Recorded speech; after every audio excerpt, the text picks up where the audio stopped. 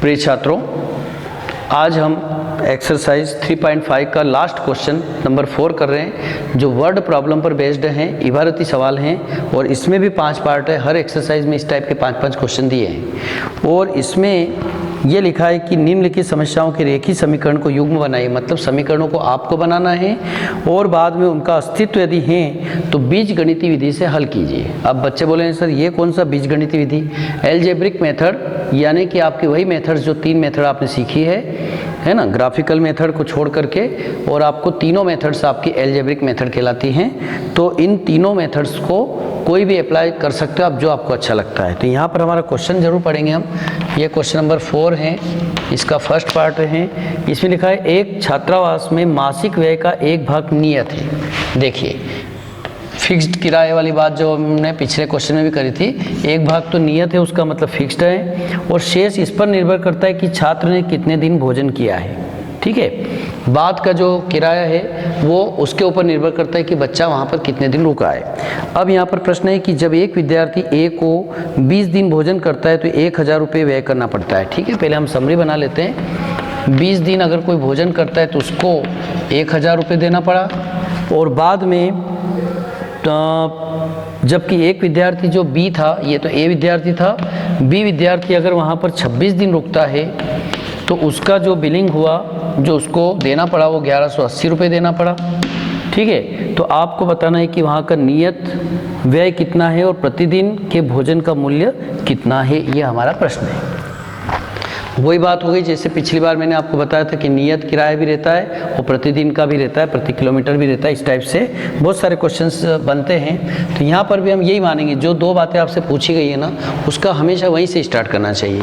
तो माना कि नियत किराया कितना है, माना कि नियत किराया, नियत मतलब फिक्स चार्जेस जो हैं वो 100 रुपये हैं। इसी प्रकार से प्रतिदिन किराया या प्रतिदिन का जो खर्च है, प्रतिदिन का मूल्य या खर्च बोल सकते हैं, खर्च जो ले रहा है वो ₹2 हैं। पर डे एक्सपेंडिचर Y है और फिक्स्ड जो चार्जेस है वो X हैं।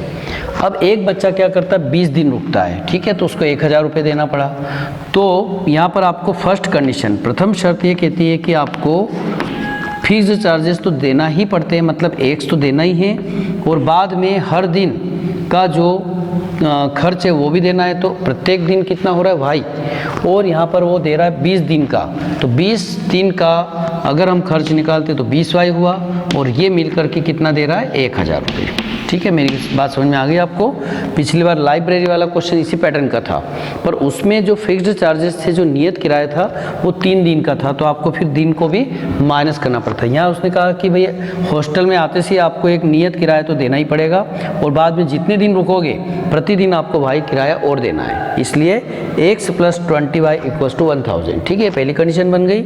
दूसरी शर्त अगर बात करें तो दूसरी शर्त से ये बन रहा है कि एक बी व्यक्ति जो रहता है वो कितने दिन, 26 दिन रुकता है और 1180 रुपये दे के गया, तो उसको भी फिक्स्ड चार्जेस देना पड़ेगा, प्लस 26 दिन रुका इसलिए 26Y, और मिल करके 1180 रुपये का खर्च बना। ये आपकी इक्वेशन 2 बन गई। जब तक स्पष्ट शब्दों में लिखा हुआ नहीं हो कि आप इस मेथड से करें, तो बच्चे अक्सर ये अनुभव है मेरा कि बच्चों को एलिमिनेशन मेथड ही बेटर लगती है। तो आप इन दोनों इक्वेशन को कौन सी मेथड से सॉल्व करना चाहेंगे? एलिमिनेशन मेथड, यानी कि विलोपन विधि से समीकरण 1 एवं 2 को हल करने पर यह हो जाएगा आपका X + 20Y = 1000। इसी प्रकार से X + 26Y = 1180। आप इन दोनों समीकरणों को हल करने का मेथड आपको याद है कि विलोपन विधि यानी कि एलिमिनेशन मेथड में हम क्या करते हैं, अगर कोई इक्वल है तो बहुत अच्छी बात है, इसी को हम एलिमिनेट करते हैं, विलोपित करते हैं, बट इनके अपोजिट साइन होना चाहिए। तो साइन को अगर हम चेंज करते हैं तो उसके लिए हम लिखते थे बाय सब्ट्रैक्शन, घटाने पर। घटाने पर क्या होता है, नीचे के समीकरण चिन्ह बदल जाते हैं। जैसे प्लस है तो ये माइनस हो जाएगा, ये माइनस हो जाए, ये माइनस हो जाए, ये कैंसिल हो गया। 20Y - 26Y करें तो माइनस का 6Y बचा। इसमें से ये माइनस कर लीजिए, बड़ा नंबर ये है तो माइनस साइन लगेगा और 180 बचेगा। माइनस अगर दोनों तरफ है तो हम मल्टीप्लाई बाय माइनस साइन, अगर माइनस चिन्ह से मल्टीप्लाई करेंगे तो दोनों प्लस हो जाएंगे, मीन्स 6Y = 180, और इसलिए Y का वैल्यू हो गया आपका 180/6। ये हो गया 30, यानी y का वैल्यू हो गया आपका 30। जैसे ही y का आंसर आता है उसको आप किसी भी इक्वेशन में रख दें तो आपका x का आंसर आ जाए। मान लिया जाए मैं समीकरण 1 मेरा वैल्यू रखता हूँ, समीकरण 1 में y का मान रखने पर ये हो जाएगा आपका x प्लस 20 गुणित y की जगह 30 है और बराबर 1000। इस प्रकार से x प्लस 600 हो गया और बराबर 1000, मतलब x का वैल्यू हो गया आपका 1000 माइनस 600, यानी आंसर हो जाएगा 400। ठीक है, जब आंसर आ जाता तो आपको छोड़ के तुरंत नहीं आ जाना है कि आंसर आ गया। आपसे क्या पूछा था, आखिरी जवाब दीजिए। उसने कहा था कि बताइए नियत किराया कितना है और प्रतिदिन का खर्च कितना है। तो आपको लिखना है कि नियत किराया 100 रुपये है और 100 का वैल्यू हमारा आ चुका है कितना, 400। इसलिए नियत किराया जो छात्रावास का है, नियत किराया जो हर बच्चे से लिया जाता है वो 100 था और 100 का आंसर कितना आया हमारा 400 रुपये। ठीक है, और फिर पर डे का खर्च है तो प्रतिदिन का खर्च ये भाई है, तो यहाँ पे लिखना आपको प्रतिदिन का खर्च। प्रतिदिन खर्च जो रहेंगे वो वाई रुपीज़ था, यानी कि 30 रुपये के हिसाब से प्रतिदिन का खर्च लिया जाता है। चेक करना है तो भी आप कर सकते हैं। चेक करने के लिए जैसे उसने कहा था कि एक व्यक्ति ए जो है वो कितने दिन, 20 दिन रहता है तो उससे 1000 रुपये लिया गया। तो यहाँ पर आप एक से देख रहे हैं कि 400 रुपये तो उसको देना ही है और 20 दिन का किराया भाई के हिसाब से, यानी कि एक दिन का 30 रुपया लगता है, तो 20 दिन रुका तो 600 हो गया।